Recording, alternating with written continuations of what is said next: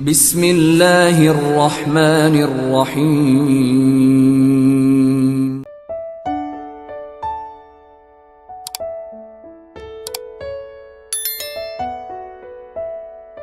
Bismillahirrahmanirrahim. Assalamualaikum warahmatullahi wabarakatuh. Asyhadu an la ilaha illallah wa asyhadu anna Muhammadar Rasulullah. Amma ba'd. Alhamdulillahi rabbil alamin.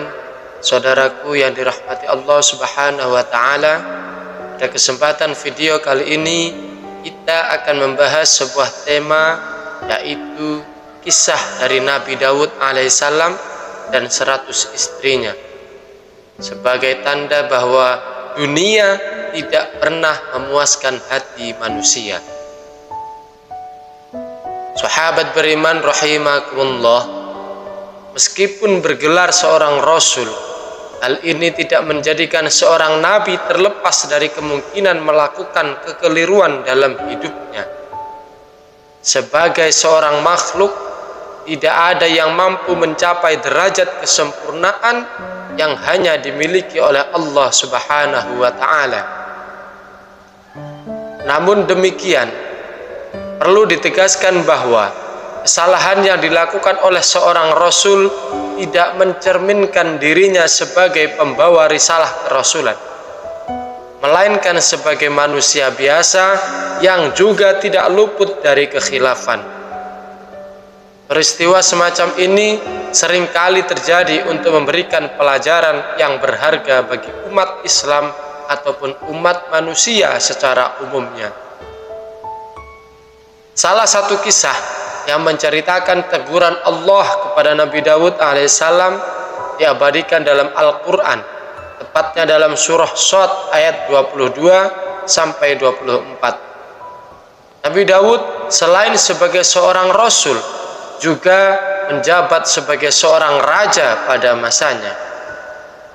Saat itu beliau telah mencapai kepemilikan istri, yaitu sejumlah 99 istri.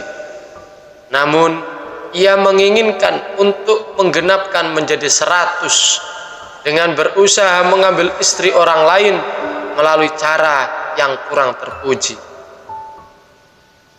Beliau diduga menjebak suami dari wanita tersebut dalam kondisi terdesak saat berperang dengan harapan suaminya gugur sebagai syahid. Rencana tersebut berhasil dan Nabi Daud alaihissalam akhirnya menikahi wanita itu sehingga istrinya genap menjadi 100. Karena tindakan yang tidak sesuai dengan keadilan tersebut, Allah Subhanahu wa taala menegur Nabi Daud alaihissalam melalui peristiwa yang melibatkan dua orang yang berselisih. Peristiwa ini dijelaskan secara rinci dalam surat Shad ayat 22 sampai dengan 24. Ayat tersebut memiliki terjemahan sebagai berikut. Ketika mereka masuk menemui Daud, dia dikejutkan karena kedatangan mereka. Mereka berkata, "Janganlah takut, kami berdua sedang berselisih. Sebagian kami berbuat aniaya kepada yang lain. Maka berilah keputusan di antara kami dengan hak. Janganlah menyimpang dari kebenaran, dan tunjukilah kami ke jalan yang lurus." Kemudian salah seorang berkata, "Sesungguhnya ini saudaraku. Dia mempunyai 99 ekor kambing betina, sedangkan aku mempunyai seekor saja." Lalu dia berkata, "Biarkan aku yang memeliharanya. Dia mengalahkanku dalam perdebatan." Kemudian Nabi Daud berkata, "Sungguh dia benar-benar telah berbuat zalim kepadamu dengan meminta kambingmu itu untuk digabungkan kepada kambing-kambingnya. Sesungguhnya banyak di antara orang-orang yang berserikat itu benar-benar saling merugikan satu sama yang lain, kecuali orang-orang yang beriman dan beramal soleh, dan sedikit sekali mereka itu." Nabi Daud meyakini bahwa kami hanya mengujinya, maka dia memohon kepada Tuhannya berupa ampunan dan dia tersungkur jatuh serta bertaubat. Dalam tafsir Jalalain, Syekh Jalaluddin Al-Mahalli dan Syekh Jalaluddin As-Suyuti dalam kitab tafsir Jalalain menjelaskan secara rinci tafsir Quran surat Shad ayat 22 sampai dengan 24 tersebut. Dalam tafsir tersebut, keduanya menjelaskan bahwa dua orang yang berselisih dan datang kepada Nabi Daud alaihissalam sebenarnya adalah jelmaan malaikat yang diutus oleh Allah Subhanahu wa taala untuk memberikan teguran kepadanya. Mereka pun juga menafsirkan sebagai berikut. Dia Nabi Daud alaihissalam memiliki 99 istri. Kemudian menginginkan istri seorang laki-laki yang hanya memiliki satu istri. Akhirnya dia menikahi dan menggauli istri laki-laki tersebut. Dengan alasan itu, dua malaikat menjelma menjadi orang yang berselisih. Kemudian datang kepada Nabi Daud alaihissalam untuk memberikan sindiran sekaligus teguran atas apa yang telah ia lakukan. Kemudian dikatakan dalam ayat tersebut bahwa ketika ia datang, salah seorang dari yang berselisih berkata, "Sebagian kami berbuat aniaya kepada yang lain. Maka berilah keputusan di antara kami dengan hak. Janganlah menyimpang dari kebenaran dan tunjukilah kami ke jalan yang lurus." Jadi kedua orang tersebut mendatangi Nabi Daud untuk meminta petunjuk atas apa yang sedang terjadi di antara keduanya. Mereka mengharapkan petunjuk dari masalah. Pada ayat selanjutnya, salah satu dari orang yang bersekutu tersebut berkata, "Sesungguhnya ini adalah saudaraku. Dia mempunyai 99 ekor kambing betina, sedangkan aku hanya memiliki seekor saja." Lalu dia berkata, "Biarkan aku yang memeliharanya." Kemudian dia mengalahkanku dalam perdebatan. Sahabat beriman rahimakumullah, Syekh Jalaluddin Al-Mahalli dan Syekh Jalaluddin As-Suyuti menjelaskan bahwa pengakuan yang diutarakan oleh orang tersebut, "Sesungguhnya ini saudaraku," maksudnya adalah saudara dalam agama, bukan saudara kandung. Lalu perkataan selanjutnya, dia mempunyai 99 ekor kambing betina.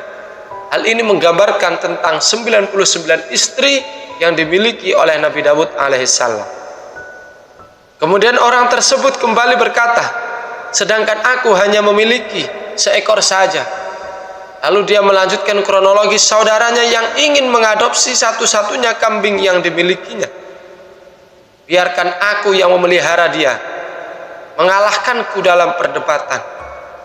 Peristiwa tersebut seolah digambarkan sesuai dengan apa yang menjadi masa lalu dari Rasulullah Nabi Daud alaihissalam. Kemudian mendengarkan aduan dari orang tersebut, Nabi Daud memberikan nasihat, "Sungguh dia benar-benar telah berbuat zalim kepadamu dengan meminta kambingmu untuk digabungkan kepada kambing-kambingnya.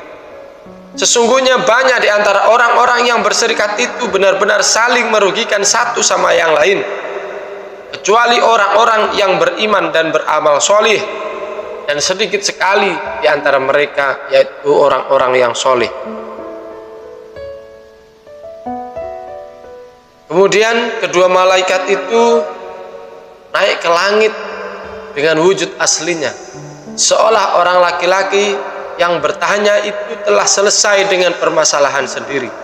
Sehingga dengan hal ini Nabi Daud alaihissalam menyadari apa yang telah terjadi.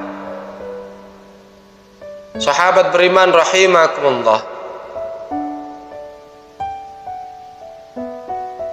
selain itu Al-Mahalli dan As-Suyuti melanjutkan penjelasannya bahwa dengan kejadian dua orang yang mendatanginya tersebut, Nabi Daud meyakini bahwa mereka berdua datang sebagai teguran atas cinta wanita yang dilakukannya sebelumnya. Sehingga dengan hal ini dirinya memohon ampun dan bertobat kepada Allah Subhanahu wa taala sebagaimana yang dijelaskan pada ayat tersebut. Sahabat beriman rahimakumullah, dikisahkan bahwa Nabi Daud alaihissalam sedang melaksanakan sholat di dalam mihrabnya. Tiba-tiba saja ia melihat seorang wanita cantik dari jendela tempat ibadahnya. Wanita tersebut menarik perhatian hatinya. Nabi Daud alaihissalam kemudian mengirimkan seorang utusan untuk mencari tahu tentang wanita itu, termasuk siapa suaminya. Dari utusan tersebut diketahui bahwa wanita tersebut bersuamikan seorang pria bernama Uryah yang pada saat itu sedang berada di medan perang melawan musuh. Setelah mengetahui informasi tersebut, Nabi Daud alaihissalam menyusun sebuah siasat agar suami dari wanita itu terbunuh di medan perang. Beliau mengirimkan sekelompok pasukan tambahan dengan instruksi khusus untuk mendesak pasukan lawan. Strategi ini dirancang sedemikian rupa agar Uryah yang tergabung dalam pasukan tersebut berada dalam situasi yang paling berbahaya, sehingga peluangnya untuk selamat menjadi sangat kecil. Rencana ini berhasil. Kemudian Uryah terbunuh di medan perang dan Nabi Daud alaihissalam kemudian menikahi wanita yang sebelumnya menarik perhatiannya. Namun tindakan ini tidak sesuai dengan kehendak Allah Subhanahu wa taala dan mengundangkan teguran darinya. Teguran tersebut disampaikan melalui peristiwa dua orang yang berselisih sebagaimana dijelaskan dalam Al-Qur'an surat Shad ayat 22 sampai 24. Kisah ini mengajarkan pelajaran penting tentang keadilan, tentang tanggung jawab, dan tentang penyesalan yang sangat mendalam. Sahabatku, sahabat beriman yang dimuliakan Allah Subhanahu wa taala, dari kisah tersebut menggambarkan bahwasanya kita harus berhati-hati. Tidak boleh kita mengganggu hak orang lain. Segala bentuk ambisi keinginan kita harus diukur dengan aturan dan syariat dari Allah Subhanahu wa taala, yaitu aturan agama Islam yang menjadi rahmat bagi seluruh alam, tidak boleh merugikan satu di antara yang lain. Semoga bisa bermanfaat. Kurang lebihnya saya mohon maaf. Akhirul qali, Allahul muwaffiq ila aqwamit thoriq. Wassalamualaikum warahmatullahi wabarakatuh.